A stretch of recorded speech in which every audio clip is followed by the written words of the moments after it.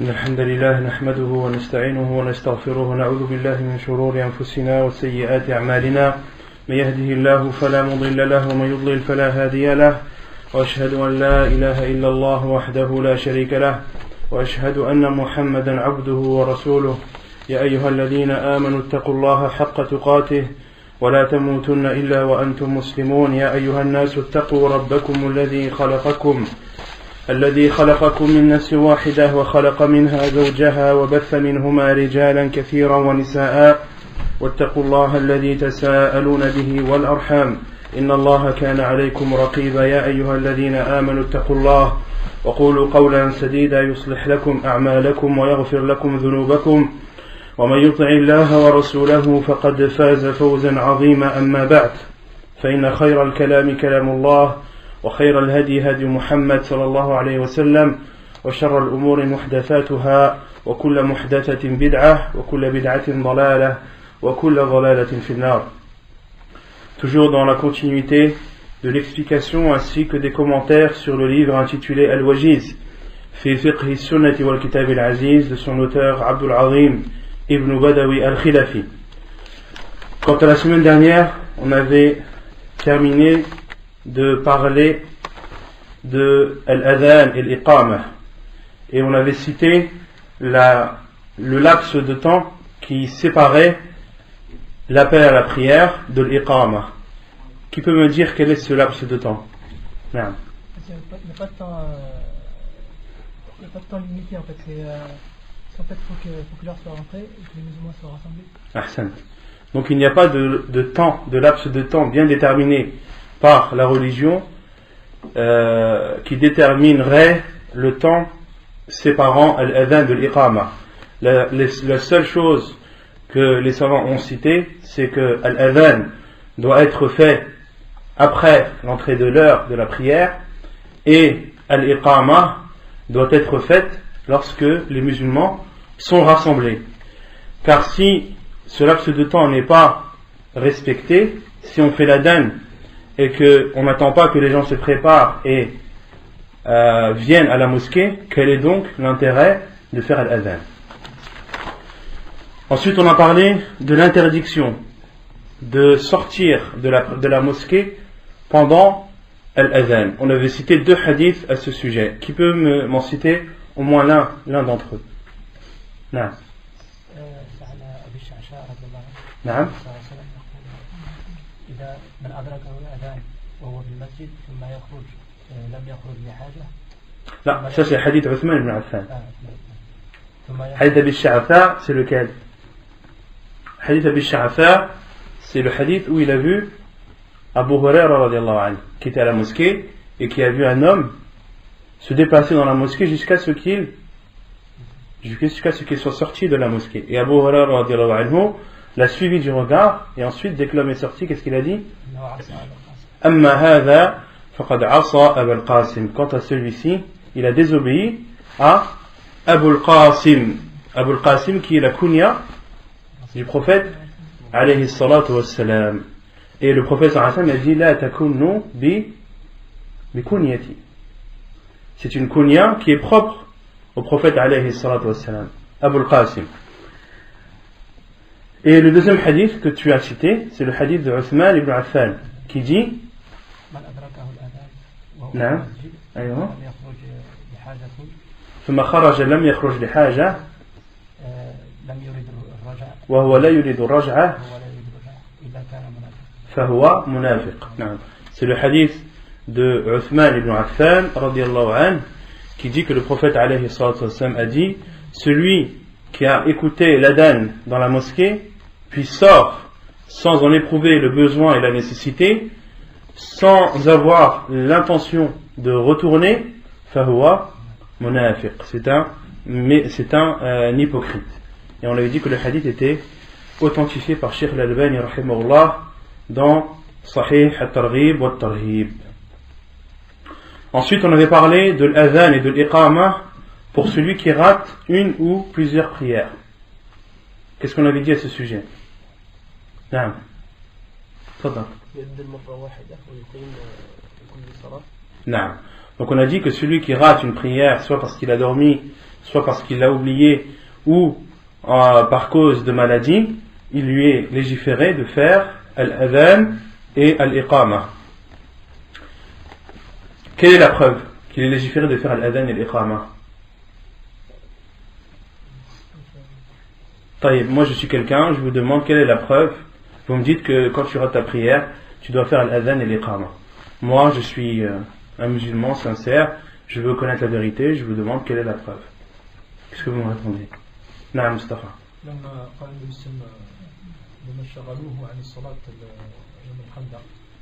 Non, c'est pas ce hadith là. Hadith Yawm al-Khandaq, ça c'est quand il y a plusieurs prières qui ont été ratées. Et là je parle d'une prière. On avait cité le hadith. Naam. Ahsan, c'est lorsque le prophète sallallahu alayhi wa sallam et ses compagnons ne se sont pas réveillés.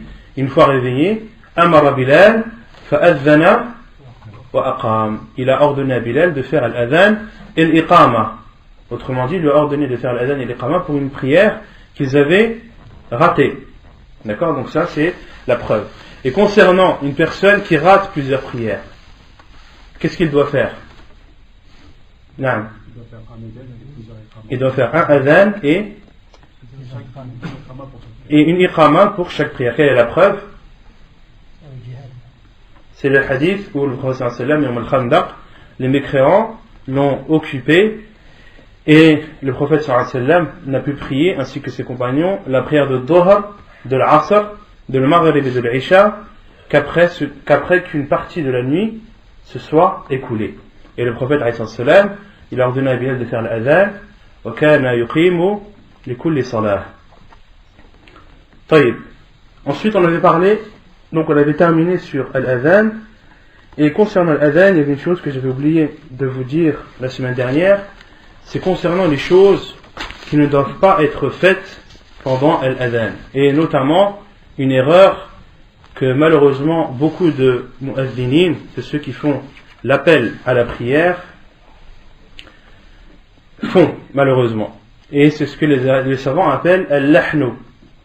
Al-lahnu wa at-tatrib. Al-lahnu, c'est le fait de modifier.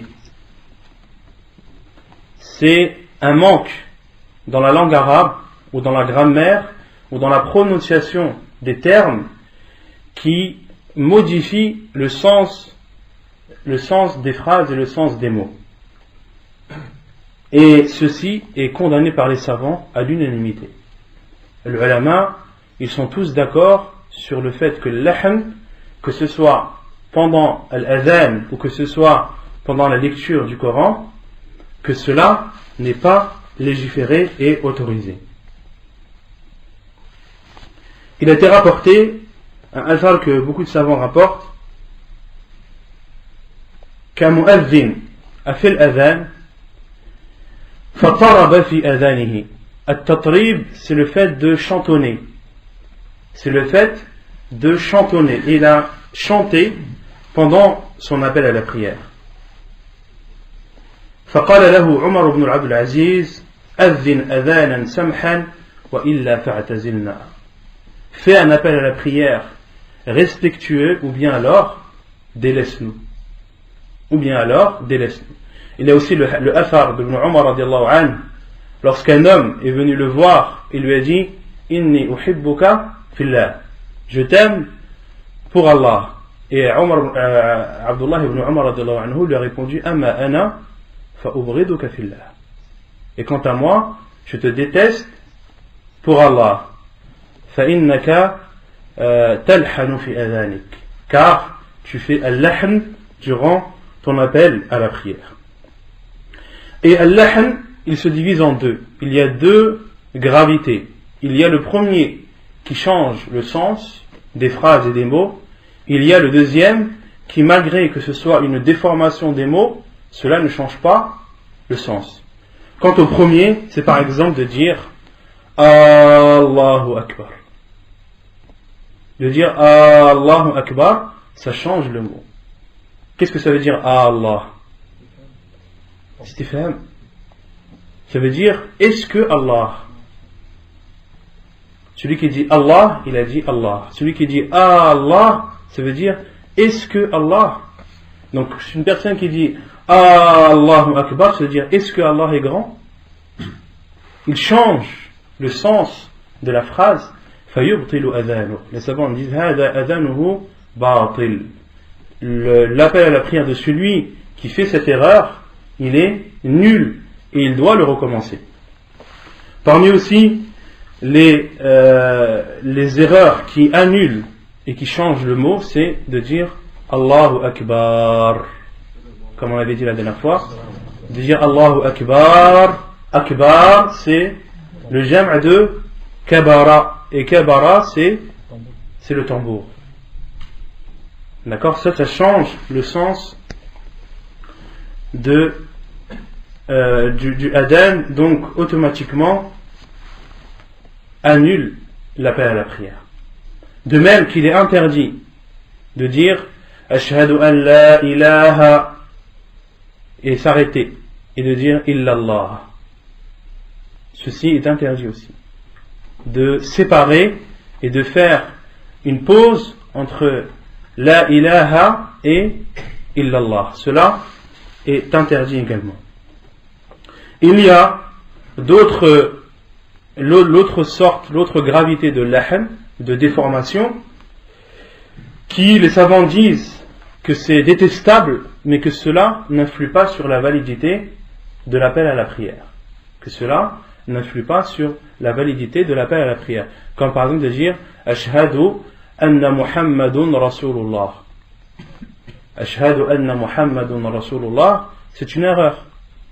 Après anna, le terme qui vient après, il est toujours mansoub. Donc, il faut dire Ashhadu anna Muhammadan Rasulullah. D'autres mu'adhinins disent, par exemple, Allahu Akbar, Allahu Akbar. C'est une erreur. Le premier Allahu Akbar, il est marfou'. On va dire Allahu Akbaru, Allahu Akbar. Et pas Allahu Akbara, Allahu Akbar. Et ça, beaucoup de mu'adhinins font cette erreur. Ils disent Allahu Akbar, Allahu Akbar. Non. Allahu Akbar, Allahu Akbar. Donc ça c'est un lahan mais qui est khafi. Il y a aussi ceux qui disent Ashhadu. Ashhadu an la ilaha illallah. Ils ne prononcent pas le ha. Ils ne prononcent pas le ha. C'est aussi, les savants le rentrent dans la catégorie du lahan al-khafi alladhi la yatarattabu min wara'ihi fasadu al-amal. Donc ça c'était une petite parenthèse que je voulais faire concernant al-adhan puisque on avait terminé sur ce chapitre. Ensuite on avait parlé de shurut sihhat as-salah, des conditions de l'acceptation ou de la validité de la prière. On avait donné la définition du terme condition. Quelle est la différence entre une condition et un pilier? Qui peut me répondre? Naam, fadal. C'est que la condition fait pas partie intégrante de la prière et le pilier fait partie intégrante de la prière. Mais ils ont le même forme dans le fait que s'ils ne sont pas là, c'est que... Ahsan. Donc les deux, que ce soit la condition ou le pilier d'une chose ou d'un acte, doivent obligatoirement être présents, ils doivent être accomplis. Sur cela, ils se rejoignent sur ce point, sur le fait que si l'une des conditions ou du pilier est inexistant dans l'acte religieux, l'acte est automatiquement annulé. Et ce qui différencie la condition du pilier, c'est que la condition, c'est un acte qui est en dehors de l'acte d'adoration. Comme on a donné l'exemple des ablutions pour la prière. Les ablutions pour la prière, les ablutions sont une condition de la prière. Pourquoi? Car elles sont externes à la prière. D'accord? Quant au pilier, par exemple un pilier de la prière qu'on avait cité la semaine dernière, as-sujud ou bien ruku'. C'est un pilier de la prière. Pourquoi? Car il fait partie intégrante de celle-ci. Donc la différence entre ash-shart, la condition, et ar-rukn, le pilier, c'est la conséquence est la même. La différence, c'est que l'un fait partie de l'acte, l'autre n'en fait pas. On avait parlé de la première condition, c'est la connaissance de l'heure. La connaissance de l'heure. C'est-à-dire de faire la prière à l'heure, après l'entrée de l'heure. et que la prière n'est pas acceptée si elle est faite avant son heure, elle n'est pas acceptée si elle est faite après son heure, sauf, comme on l'a dit, sauf les illa les udrin, sauf si la personne a une excuse qui est islamiquement reconnue. Une excuse qui est islamiquement reconnue. Et j'insiste bien sur islamiquement reconnue. C'est pas parce que toi tu considères que c'est une excuse qu'au niveau de la religion c'est une excuse. Non, il faut demander, il faut poser la question, est-ce que toi, ce que tu considères comme étant une excuse qui a fait que tu as avancé ou retardé une prière, est-ce que au niveau de la religion c'est une excuse valable? Ensuite, la deuxième condition, c'est la purification des deux états d'impureté. Des deux états d'impureté, le grand et le petit. Quelle est la preuve? Quelle est la preuve que celui qui veut faire la prière, il doit être pur et il doit lever plutôt tous les états d'impureté, que ce soit le petit ou le grand? Quelle est la preuve? Non.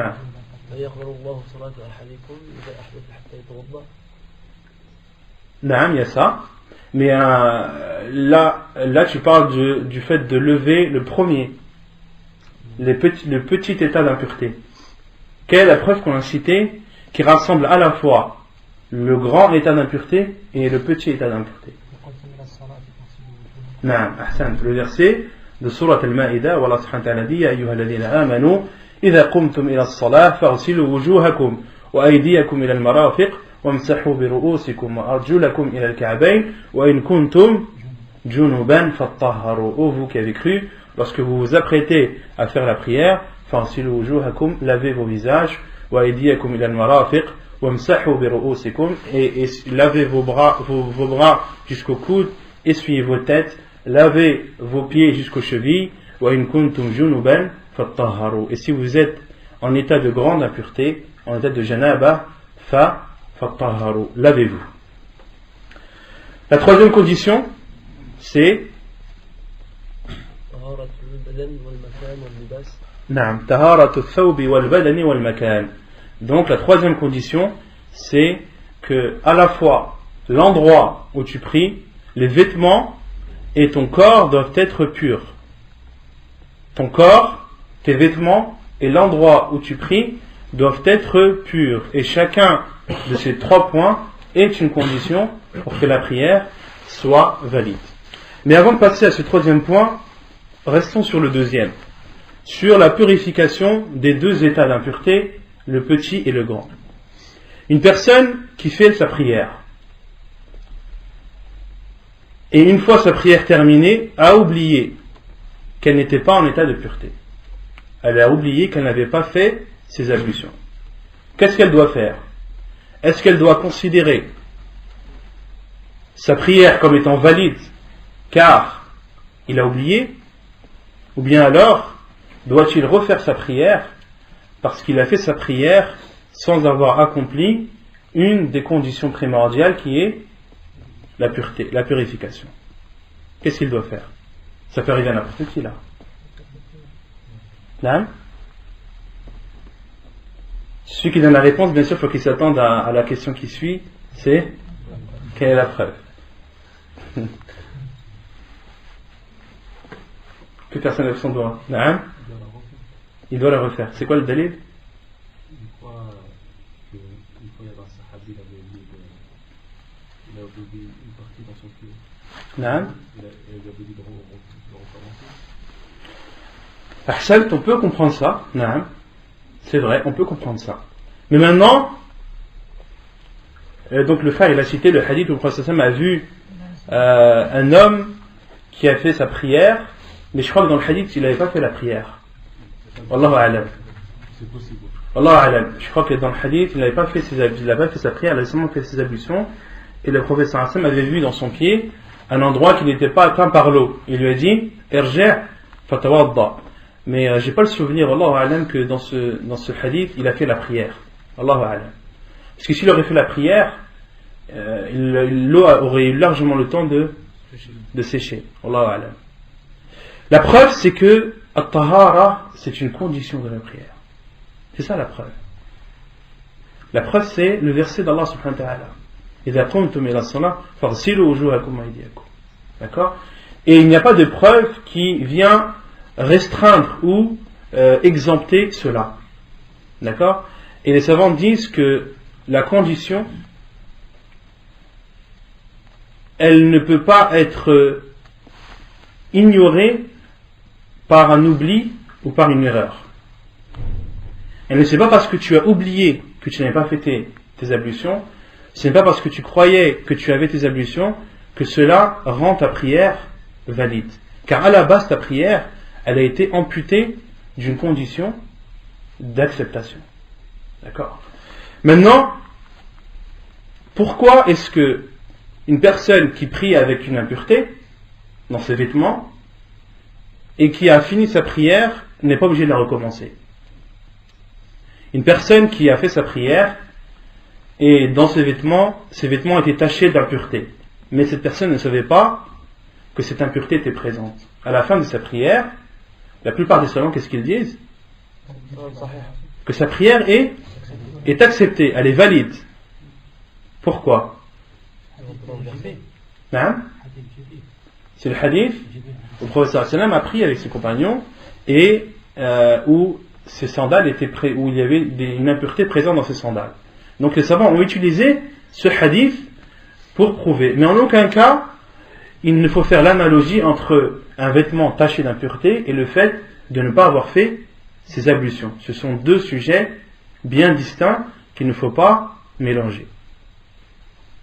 Et certains savants, et ça je le dis, certains savants disent que celui qui a prié avec des vêtements tachés d'impureté, s'il s'en rend compte après sa prière, il doit la refaire. Et parmi eux, Cheikh Al-Albani rahimahullah. C'est l'avis de Cheikh Al-Albani rahimahullah. Et Cheikh dit que il faut différencier entre une personne qui s'en rend compte pendant la prière et une personne qui s'en rend compte après la prière. Une personne qui s'en rend compte pendant la prière, là intervient le hadith de Jibril. Le hadith du prophète sallam a été informé par Jibril que ses sandales étaient tachées d'impureté. Et après la prière, là, le hadith où le prophète sallam a prié avec ses compagnons n'intervient plus. Ça, c'est l'avis de Cheikh Al-Albani rahimahullah, même si, Wallahu a'lam, l'avis le plus sûr, c'est l'avis de la plupart des savants qui disent qu'une personne qui a prié avec dans ses vêtements une impureté et s'en rend compte qu'après la prière, sa prière est sahiha. Mais il faut différencier entre taharatul hadath et taharatul al-khabath. Comme les savants le disent, Cheikh Ibn Uthaymin dit qu'il faut différencier entre taharatul hadath et taharatul al-khabath. Taharatul hadath, c'est la purification de l'état. C'est-à-dire que tu fais tes ablutions, c'est la purification de l'état d'impureté. C'est-à-dire que tu enlèves ton état d'impureté, que ce soit un état d'impureté mineur ou majeur.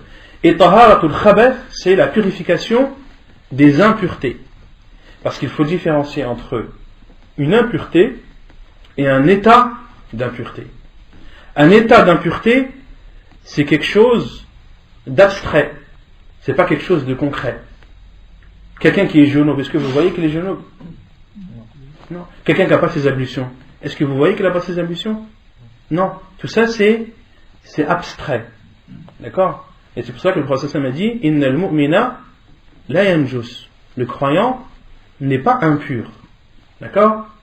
Il n'est pas impur, mais il peut être en état d'impureté. Mais le fait qu'il soit en état d'impureté ne veut pas dire qu'il est impur. Au contraire, le croyant est toujours pur. On avait cité le hadith où Abu Hurairah radiyallahu anhu était en état d'impureté et lorsqu'il a vu le prophète sallallahu alayhi wa sallam, il était gêné et est parti faire ses grandes ablutions. Et revenu, le prophète sallallahu alayhi wa sallam lui a dit que cela n'était pas nécessaire. Il lui a dit ensuite Innal mu'mina la yanjus. Le croyant n'est pas impur. Donc il faut différencier entre l'état d'impureté et l'impureté. Enlever l'état d'impureté, c'est une obligation. Pendant la prière, et si tu as fait ta prière en état d'impureté mineure ou majeure, tu dois refaire ta prière, même si tu as oublié, même si tu pensais avoir tes ablutions. et enlever la purification des impuretés, cela, dans ce cadre-là, on applique le hadith de Jibril alayhi salam. Vous avez saisi? Non. En ce qui concerne, si on prend l'avis du fait de ne pas refaire la salat, si après la salat on se rend compte qu'on a une impureté sur nous. Non. Pendant la salat, quand c'est par exemple une sandale ou une basket, si on se rend compte que les enlever, elle n'a pas autre si c'est un. On avait parlé de ce sujet la semaine dernière, je ne sais pas si c'était la semaine dernière, c'était pas là. On avait dit que celui qui avait un de ses vêtements taché par une impureté pendant la prière et qui s'en rend compte, on avait dit que si c'était un vêtement qu'il pouvait enlever et sans que cela ne découvre sa aura, d'accord, il l'enlève. On avait donné l'exemple du manteau. Celui qui a un manteau ou qui a un pull taché d'une impureté, il enlève son manteau, il enlève son pull. Pourquoi? Car en enlevant son manteau et en enlevant son pull, sa aura est toujours cachée. Il ne découvre pas ses parties à cacher pendant la prière. Et il lui est obligatoire de l'enlever. D'accord? Mais une personne qui a son pantalon taché, par exemple, ou son khamis de taché, et ce jour-là, en dessous le khamis, il n'avait pas grand-chose. D'accord? Qu'est-ce qu'il fait? Il enlève son khamis, sa prière elle est automatiquement annulée. Il ne peut pas enlever son khamis. Qu'est-ce qu'il fait? Il sort de la prière. Il sort de la prière. S'il ne peut pas enlever l'impureté qui est présente sur lui, il doit quitter la prière. Non.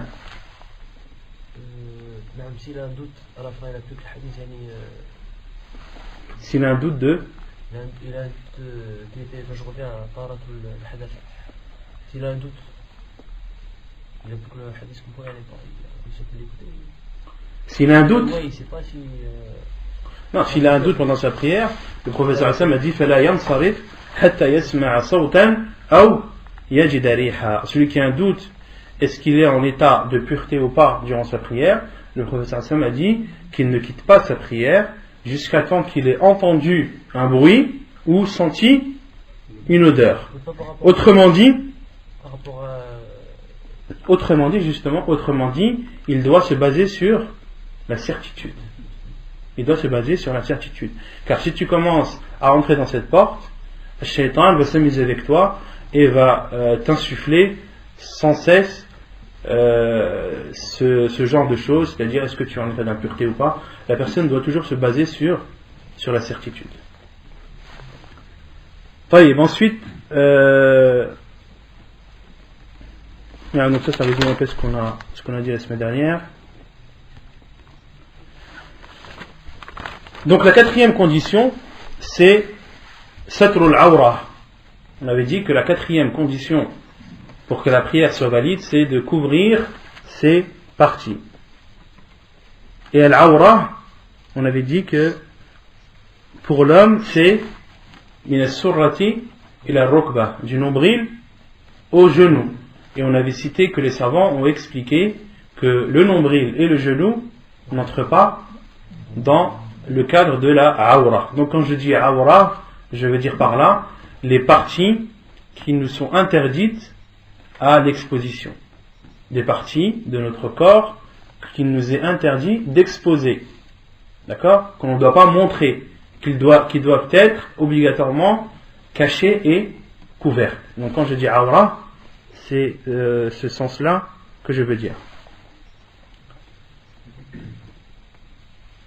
Et on avait cité un peu la parole des savants sur la cuisse de l'homme. Est-ce qu'elle est considérée comme une awra ou non? On avait dit que la plupart des savants avaient dit que la cuisse est une awra.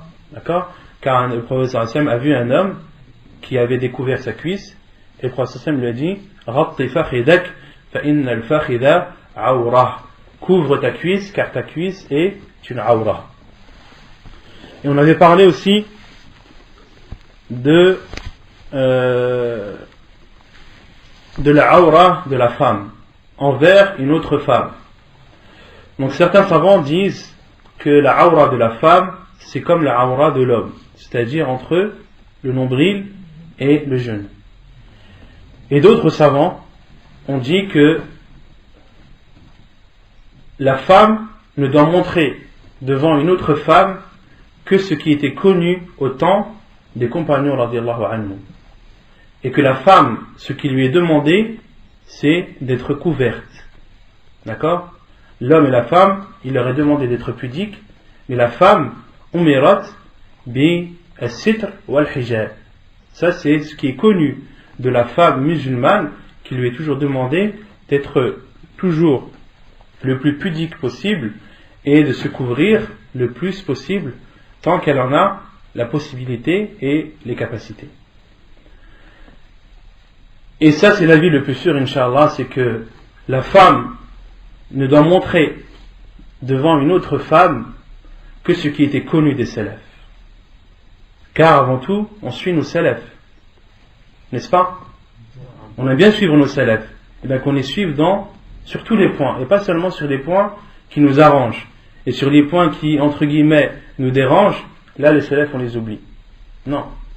Cette mas'ala, le fait de tahdid al-awra, awratul mar'a, amam al-mar'a, de délimiter la awra d'une femme envers une autre femme, c'est une mas'ala, comme je vous ai dit la semaine dernière, qui est ancienne. Et malgré cela, il n'était pas connu que les femmes au temps des compagnons radhiyallahu anhum, ou les femmes au temps des salafs, étaient connues pour se découvrir.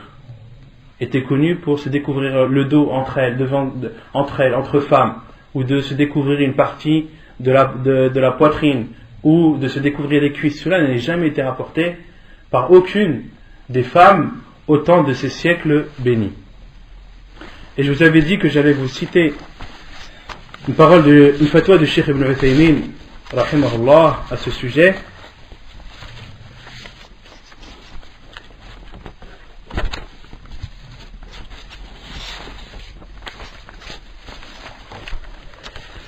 يقول الشيخ ابن عثيمين رحمه الله في معنى قوله صلى الله عليه وسلم كاسيات عاريات إن المراد بذلك الكسوة التي لا تستر إما لضيقها وإما لخفتها ورقتها وإما لقصرها.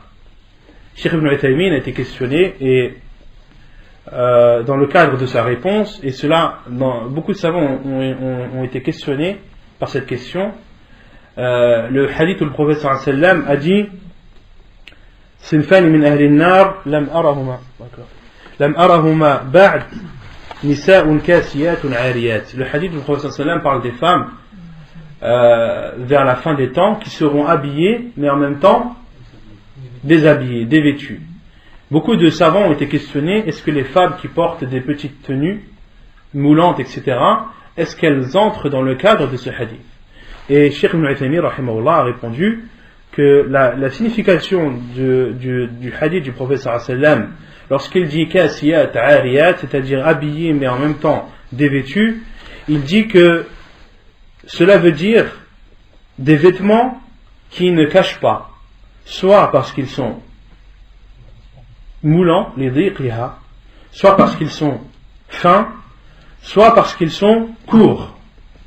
وقد ذكر شيخ الإسلام رحمه الله أن نساء الصحابة كن يلبسن الثياب القمص ساترات من الكف إلى الكعب أي من كف اليد إلى كعب الرجل.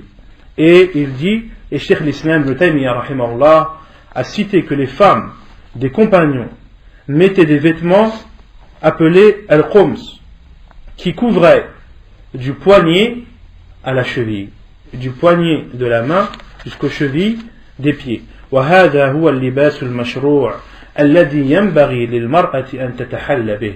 Et cela est le vêtement légiféré que la femme doit porter. ولكن لا حرج عليها أن تفسر كمها عند الحاجة إذا لم يكن عندها إلا نساء أو محارم.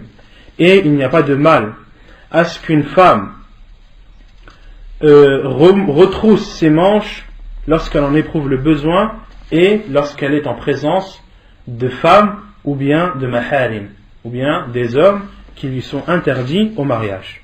وكذلك أن ترفع ثوبها عند الحاجة لبعض الساق إذا لم يكن عندها إلا رجال محارم أو نساء. De même qu'il lui est autorisé lorsqu'elle en a le besoin de lever son vêtement et de faire apparaître une partie du mollet lorsqu'il y a autour d'elle que des femmes ou bien des hommes qui lui sont interdits au mariage. أما تقصير اللباس قصدا حتى يكون دون الذراع أو حتى يكون إلى الركبة فإن هذا يدخل في قوله صلى الله عليه وسلم كاسيات عاريات.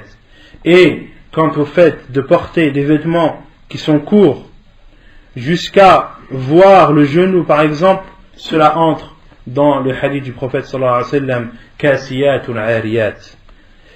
ثم إنه يفتح للنساء باب التوسع حتى يذهبن إلى أكثر من ذلك فسد الباب أولى وأحسن. Et il dit, et cela ouvre aussi la porte aux femmes qui après découvriront de plus en plus. Donc de fermer la porte est plus raisonnable et meilleur. فلتكن ثياب المرأة طويلة الأكمام سابغة إلى حد الكعب ولكن إذا خرجت إلى السوق فإنها تستر حتى الكفين والقدمين. وها هنا مسألة يتوهم فيها بعض الناس ما ليس بمقصود من الشارع، وذلك أن بعض الناس توهم من قوله صلى الله عليه وسلم لا تنظر المرأة إلى عورة المرأة ولا الرجل إلى عورة الرجل أن ذلك يعني أنه يجوز للمرأة أن تكشف من بدنها ما ليس بين السرة والركبة وهذا فهم خاطئ. Donc il dit, Cheikh, je résume, qu'il conseille aux femmes de porter des vêtements amples et longs qui couvrent leur corps du poignet à la cheville. Et il dit aussi que beaucoup de gens pensent que le prophète sallallahu alayhi wa sallam, lorsqu'il dit La tanduru al-mar'a ila awrati al-mar'a wa al-rajul ila awrati al-rajul, lorsque le prophète sallallahu alayhi wa sallam dit que la femme ne regarde pas la aura de la femme et que l'homme ne regarde pas la aura de l'homme, que cela autorise à la femme de découvrir ce qui ne fait pas partie ou ce qui n'est pas entre le genou et le nombril. وهذا خطأ وهذا فهم خاطئ. Et ceci est une compréhension fausse. Et donc pour résumer, comme je vous avais dit la semaine dernière, les savants qui ont autorisé à la femme et qui ont dit que la femme, sa aura est entre le nombril et le genou comme l'homme, cela ne veut pas dire que la femme a le droit de découvrir ce qu'il y a au-dessus lorsqu'elle en a envie. Non. Les savants, ils disent ça pour délimiter la aura. Et en aucun cas, ils n'ouvrent la porte à la femme. Et l'autorisent à se découvrir, à découvrir ce qu'il y a au-dessus du nombril ou en dessous, au-dessus du nombril et au-dessus du genou, sans raison valable et sans nécessité. Et les savants qui disent que la aura de la femme est entre le nombril et le genou n'autorisent pas la femme de découvrir par exemple son dos avec une intention de s'embellir entre les femmes. Et les savants à notre époque,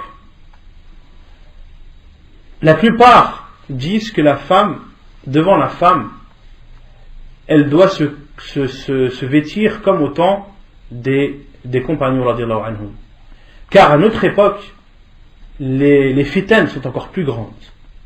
Et il cite le hadith où le prophète sallallahu alayhi wa sallam met en garde la femme de montrer aux autres femmes, de peur que la femme aille décrire celle-ci à son mari. Il y a un hadith du prophète sallallahu alayhi wa sallam à ce sujet. Le prophète sallallahu alayhi wa sallam interdit à la femme de se découvrir devant une autre, de peur que celle qui l'a vue aille la décrire à son mari, et le résultat serait que son mari, c'est comme s'il avait vu cette femme. Et à notre époque, wal'iyadu billah, qu'Allah nous en préserve, des femmes qui sont des femmes ou des hommes qui ne sont pas dignes de confiance, il y en a partout. Et il y en a en plus grande quantité dans des occasions, comme les mariages, etc., où tout le monde et n'importe qui peut assister. D'accord ? Donc une femme qui, par exemple, découvre son dos ou met des vêtements serrés, dans des occasions comme celle-ci, elle prend un grand risque. Et les savants en aucun cas n'autorisent cela, même ceux qui disent que la awra de la femme c'est entre le genou et le nombril. Ala kulli hal, il faut se préserver, il faut préserver son intimité, que ce soit les hommes ou les femmes, et plus particulièrement les femmes. Il faut préserver son intimité, surtout à notre époque où il y a de moins en moins de confiance.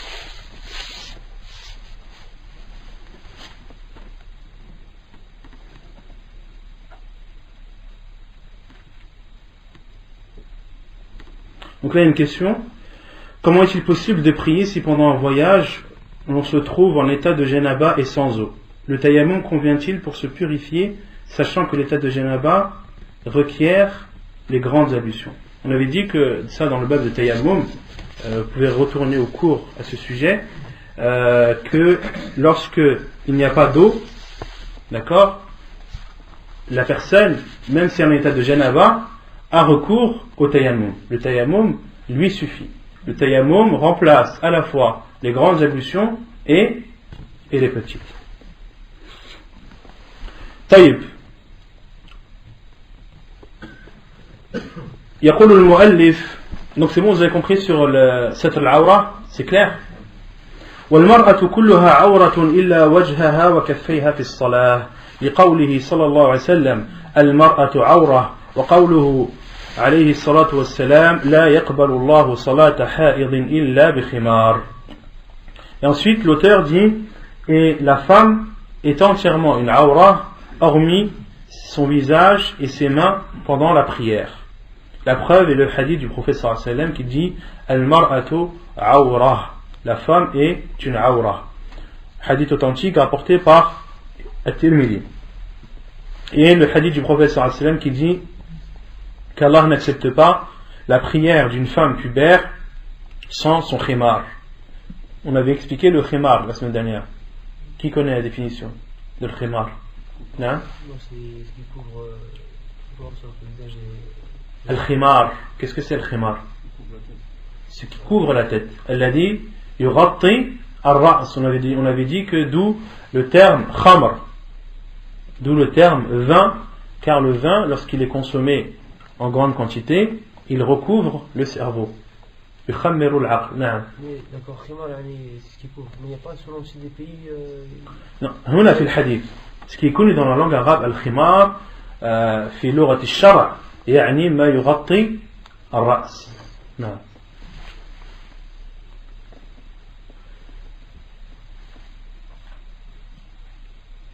Et ici, les savants ont divergé sur le vêtement que doit porter la femme pendant sa prière. Est-ce qu'il lui est autorisé de découvrir ses mains et ses pieds, ou est-ce qu'elle doit les couvrir?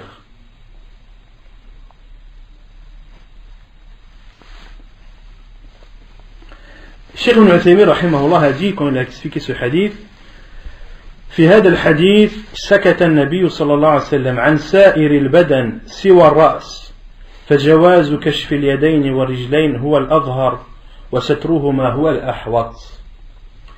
Le prophète sallallahu alayhi wa sallam dans ce hadith, il a dit que la femme, Allah subhanahu wa ta'ala n'accepte pas la prière d'une femme pubère sauf si elle met son khimar, autrement dit sauf si elle couvre sa tête.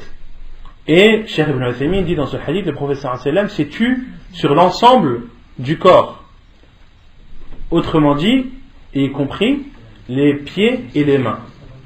Et Cheikh Ibn Uthaymin dit فجواز كشف اليدين والرجلين هو الأظهر, et le fait de découvrir les mains et les pieds, c'est ce qu'on peut comprendre du hadith, وسترهما هو الأحوط, et de les couvrir est plus sécuritaire et plus judicieux. Donc même si on peut comprendre du hadith qu'il est autorisé à la femme pendant sa prière de découvrir ses mains et ses pieds, le mieux pour elle c'est de les couvrir.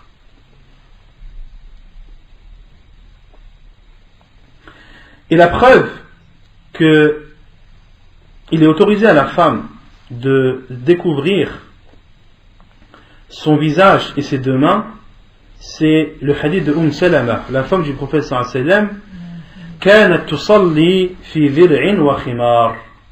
كانت تصلي في ذرع وخمار. Salama radiallahu anha faisait sa prière avec un dhira. Et un dhira, au temps du prophète sallallahu alayhi wa sallam, c'était al-qamis. C'était une tunique. D'accord? Et la tunique, ce qui est connu, c'est qu'elle découvre les mains. Une tunique découvre les mains. Et فَكَانَتْ تُصَلِّي فِي ذِرْعٍ وَخِمَارٍ. Et al-khimar, donc là on revient au terme al-khimar, et elle couvrait sa tête. Et ça, les savants disent hada adna shay. Ça c'est le minimum, c'est le vêtement minimum de la femme pour faire sa prière. C'est une tunique et de couvrir sa tête.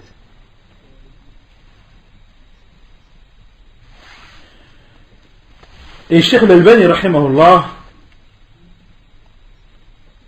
lui considère que les pieds doivent être couverts. Et il utilise pour cela un athar de Salama qui dit أن سلمة كانت تصلي في ذرع وخمار إذا كان الذرع سابغا يغطي ظهور قدميها.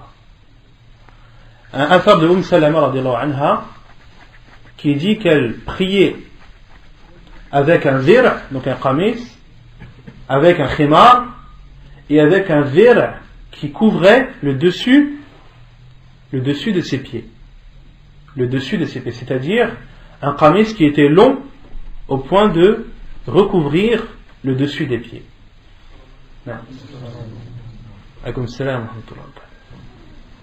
Donc Cheikh Al-Albani rahimahullah lui considère que la femme doit couvrir ses pieds pendant la prière. Elle doit couvrir ses pieds pendant la prière, et il dit même que les chaussettes ne suffisent pas. Cheikh Ibn Uthaymin rahimahullah dit que Cheikh Al-Albani dit que même les chaussettes ne suffisent pas, car les chaussettes montrent la forme des pieds. Or, couvrir une partie, c'est-à-dire couvrir sa couleur et ne pas montrer sa forme. D'accord? طيب خامسا استقبال القبلة لقوله تعالى فولي وجهك شطر المسجد الحرام وحيثما كنتم فولوا وجوهكم شطره ولقوله صلى الله عليه وسلم للمسيء صلاته إذا قمت إلى الصلاة فأسبغ الوضوء ثم استقبل القبلة الحديث. La cinquième condition, c'est de se diriger vers la qibla. La preuve est le verset d'Allah subhanahu wa ta'ala lorsqu'il dit et tourne ton visage en direction de la mosquée sacrée, et quel que soit l'endroit où vous êtes, dirigez-vous vers cette direction. Et la preuve également est le hadith du prophète sallallahu alayhi wa sallam lorsqu'il a dit à celui qui avait mal fait sa prière إذا قمت إلى الصلاة, lorsque tu t'apprêtes à prier, fais tes ablutions, puis dirige-toi vers la qibla. Hadith authentique apporté par Al-Bukhari et Muslim.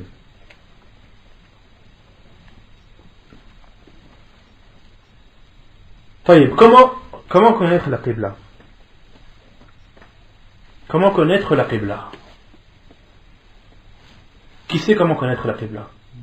Quels sont les moyens, les trois moyens qui permettent à la personne, les trois moyens connus qui permettent à la personne de connaître la qibla? Les étoiles, le soleil, la boussole. Bien la boussole. La boussole, c'est même le moyen à notre époque. Et la lune.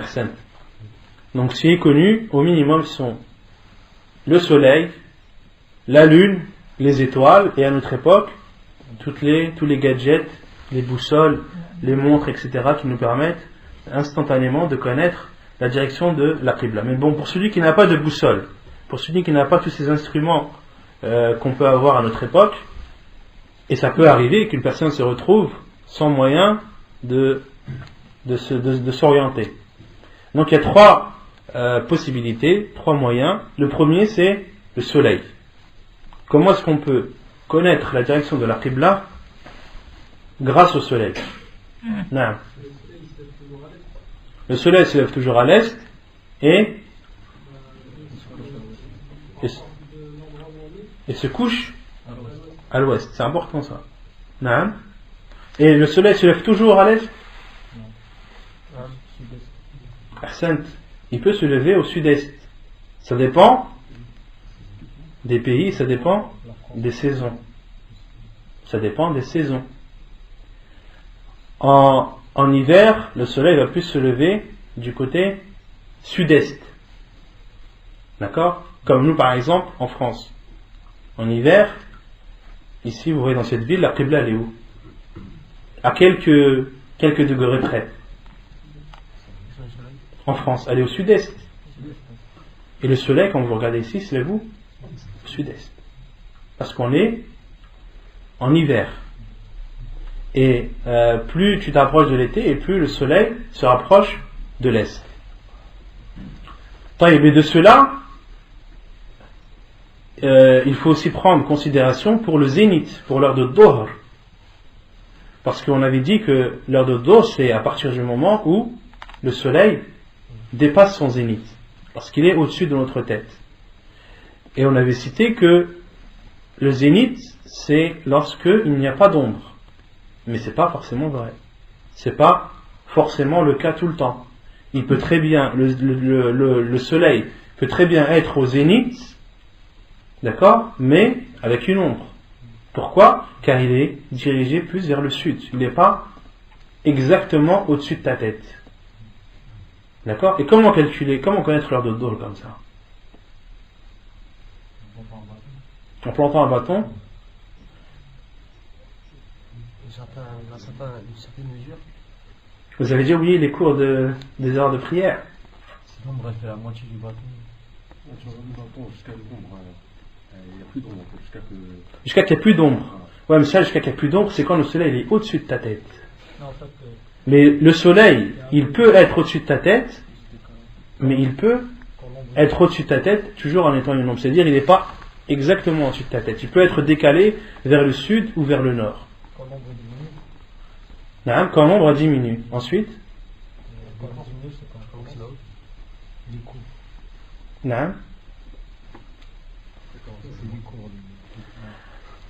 Je recommence le cours sur les heures de prière. Donc pour connaître l'heure de Dohr, vous plantez un bâton. D'accord? Vous regardez l'ombre de ce bâton. Plus le soleil s'approche du zénith, et plus l'ombre de ce bâton va diminuer. D'accord? Si le zénith du soleil, en fonction de la saison où tu es, dans laquelle tu es, et l'endroit, le pays dans lequel tu es, il est possible que le soleil, en arrivant au zénith, le bâton n'ait plus d'ombre. Mais il est possible aussi que le bâton ait une ombre. Donc quand on prend le cas où le soleil est au-dessus de ta tête, c'est-à-dire que le bâton n'a plus d'ombre, tu connais le zénith. Quand tu ne vois plus d'ombre, tu sais que le soleil est au zénith. Mais quand tu vois une ombre, tu dois scruter cette ombre. Regarder qu'elle diminue. Elle va diminuer, diminuer, diminuer, jusqu'à arrêter de diminuer, jusqu'à s'arrêter. D'accord?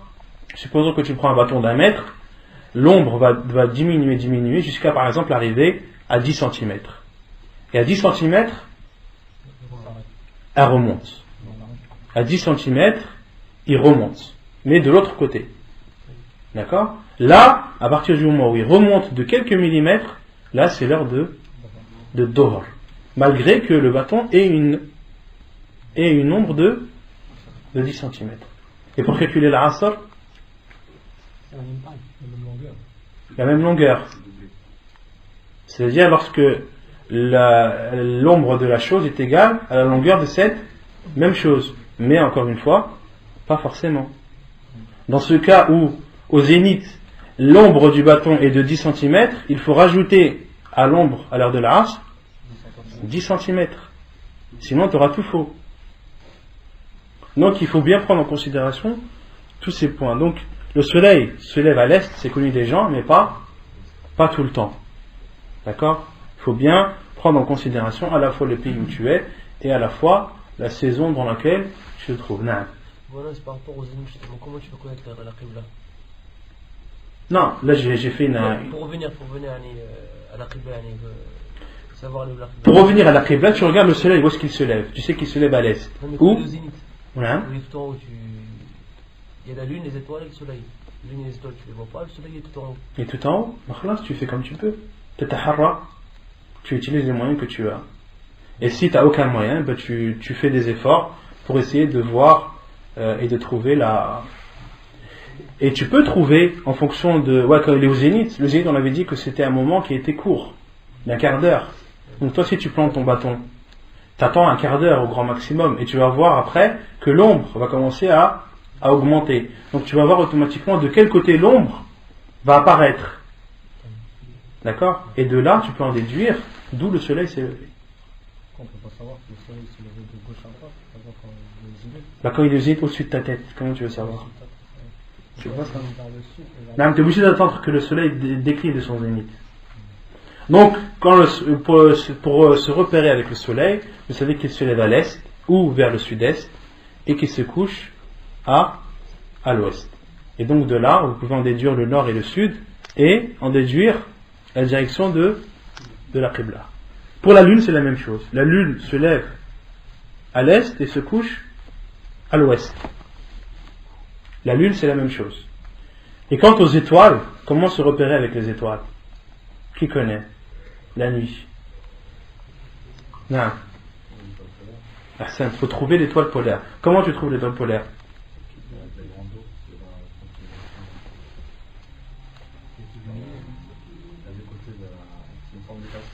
Non.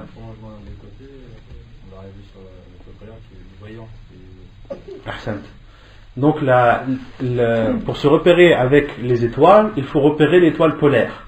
L'étoile polaire, c'est l'étoile qui est située au nord.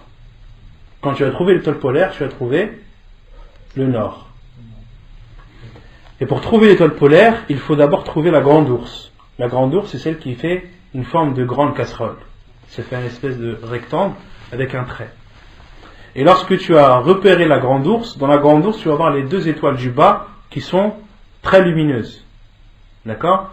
Et tu regardes la distance de ces deux étoiles et tu la multiplies par 5 en décalant vers la droite. Tu suis la continuité de ces deux étoiles, la distance, tu la multiplies par 5 et 5 fois cette distance, tu vas atterrir sur l'étoile polaire. Et pour vérifier que c'est bien l'étoile polaire, c'est la dernière étoile de la petite ours. L'étoile polaire, c'est la dernière étoile de la petite ours. Si vous voulez, si on schématise la petite et grande ours par des casseroles, la grande ours c'est la petite casserole, et la petite ours c'est la grande ours c'est la grande casserole, la petite ours c'est la petite casserole, et l'étoile polaire, si vous schématisez par une casserole, c'est le bout du manche. Le bout du manche, vous allez avoir le rectangle comme ça, et le manche qui descend, et le bout du manche, c'est l'étoile polaire. Et en fonction de l'étoile polaire, tu en déduis le sud, l'est et l'ouest, et donc tu peux en déduire la Qibla. C'est comme ça que les gens se repèrent. Il y a d'autres moyens qui sont encore plus complexes pour se repérer avec les étoiles. Mais le moyen le plus connu, le plus répandu, c'est de connaître l'étoile polaire. Mais l'étoile polaire, elle est très très difficile à repérer lorsqu'il y a une pleine lune. Lorsqu'il y a une pleine lune, c'est même pas la peine d'essayer. Si tu n'es pas un expert, c'est pas la peine de fatiguer tes yeux à essayer de chercher l'étoile polaire. Non. Alors, si mes par 5, c'est à partir du manche ou à partir des deux étoiles en bas? À partir des deux étoiles en bas. Et vers la gauche, tu vas voir les deux étoiles en bas, elles sont en diagonale. Ah, ouais. Et donc la distance, tu la multiplies par 5 en suivant cette diagonale. D'accord. Et 5 fois cette distance, tu vas atterrir sur l'étoile polaire. Non. Et les étoiles, quels sont leurs intérêts? Allah subhanahu wa ta'ala a cité 3 intérêts pour les étoiles. Qui les connaît? Non? Elles embellissent le ciel. Non? Elles guident le voyageur. Et elles lapident les diables. Non. ويجوز ترك الاستقبال في شدة الخوف وفي النافلة وفي السفر على الراحلة قال تعالى فإن خفتم فرجالا أو ركبانا قال ابن عمر مستقبل القبلة وغير مستقبليها. قال نافع لا أرى ابن عمر ذكر ذلك إلا عن النبي صلى الله عليه وسلم. حديث صحيح رواه مالك في موطئه والبخاري في صحيح. Et il est autorisé de ne pas se diriger vers la Qibla en temps de peur et lors d'une prière surérogatoire, en voyage et sur sa monture.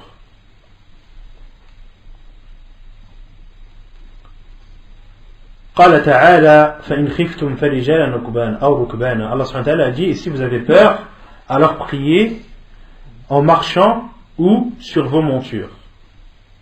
Et il est connu qu'une personne qui marche, elle n'est pas obligatoirement obligée de marcher vers une même direction. Elle peut être amenée à changer de direction. De même pour celle qui prie sur une monture. Et Allah subhanahu wa ta'ala dit فَإِنْ خِفْتُمْ فَرِجَالًا أَوْ رُكْبَانًا. Lorsque vous avez peur, en état de peur, il t'est autorisé de prier et de ne pas te diriger vers la Qibla. La lune, j'avais dit, c'était comme le soleil. Il y a d'autres méthodes pour se repérer avec la lune. Allah, je ne les connais pas. Je sais qu'il y a une histoire de quart, le quart de lune, la demi-lune, en fonction des horaires. Il y a une technique pour connaître l'Est, l'Ouest, le Sud, le Nord, mais ça je ne connais pas du tout. Mais les savants, ce qu'ils citent quand ils parlent de la Lune, c'est que la Lune, elle aussi, elle se lève à l'Est et se couche à l'Ouest. Ibn Umar radiallahu anhu a dit, après avoir cité ce verset, c'est-à-dire en étant dirigé vers la Qibla ou en n'étant pas dirigé vers la Qibla. Et Nafi' a dit, et Ibn Umar radiallahu anhu n'a pu dire cela s'il ne l'avait pas entendu du prophète sallallahu alayhi wa sallam. C'est clair? Donc en état de peur. Et donc ça c'est la preuve pour l'état de peur, et la preuve pour la prière surérogatoire en voyage et sur la monture. La preuve est le hadith d'Ibn Umar radiallahu anhu. قال كان النبي صلى الله عليه وسلم يسبح على راحلته قبل أي وجه توجه ويوتر عليها غير أنه لا يصلي عليها المكتوبة. حديث صحيح رواه البخاري ومسلم. La deuxième preuve est le hadith d'Ibn Umar qui dit que le prophète sallallahu alayhi wa sallam kana yusabbih. Qu'est-ce que ça veut dire kana yusabbih? Qu'est-ce que ça veut dire kana yusabbih ala rahilatihi? Il faisait le tasbih sur sa monture.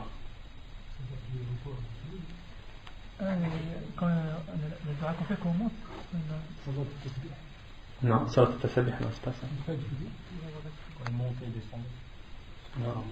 Non. Non. كان يسبح على راحلته. Ça il faut connaître. Non. أحسنت. كان يصلي السبحة. Et السبحة c'est النافلة. السبحة c'est appelé النافلة. Il y a des hadiths où le prophète sallallahu alayhi wa sallam, comme le hadith de Hani radiallahu anha, qui dit que le Nabi sallallahu alayhi wa sallam salla subhat al-duha, que le prophète sallallahu alayhi wa sallam avait prié subhat al-duha, c'est-à-dire nafilat al-duha. Donc al-subha a la signification de nafila. Et les savants disent wa sumiyat al-subha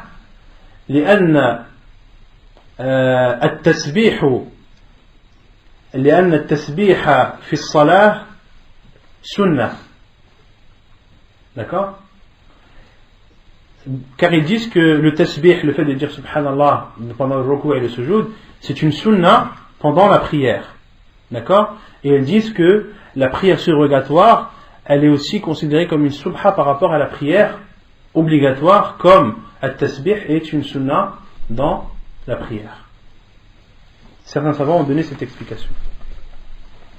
كان النبي صلى الله عليه وسلم, donc le prophète صلى الله عليه وسلم priait des prières surérogatoires sur sa monture Et dans une autre version de Bukhari, yu'mi bi ra'sihi. Yu'mi